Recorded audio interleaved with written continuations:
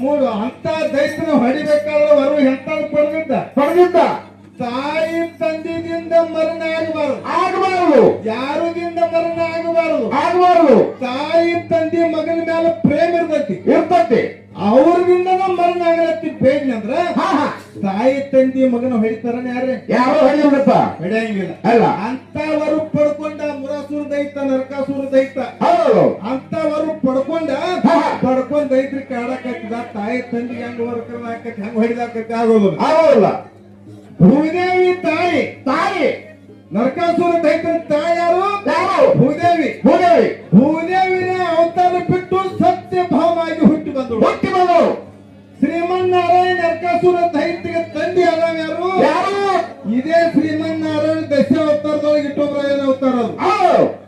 ಭೂದೇವಿನ ನರಕ ಕೋಟ ತರಬೇಕಾದ್ರ ಭೂದೇವಿಗೆ ಮತ್ತು ನರಕಾಸುರ ಇದಕ್ಕ ಪ್ರಶ್ನೆ ಆದಾಗ ನರಕಾಸುರ ದೈತ್ಯ ಹುಟ್ಟಿದ ಬರೋ ಇಂಥದ್ದು ಪಡ್ಕೊಂಡ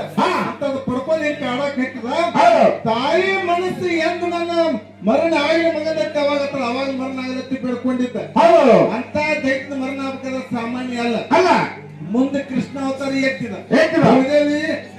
ಸತ್ಯವಾಯ ಅವತಾರ ಎತ್ತಿ ಬಂದ್ರು ಅವಾಗ ಇಂತ ದೈತ್ಯ ಎಲ್ಲಾರು ಭಕ್ತನ ಸತ್ಯ ಶರಣರನ್ನ ಇಂಥರೆಲ್ಲ ಕಾಡಕತ್ತರ ತಿಳ್ಕೊಂಡು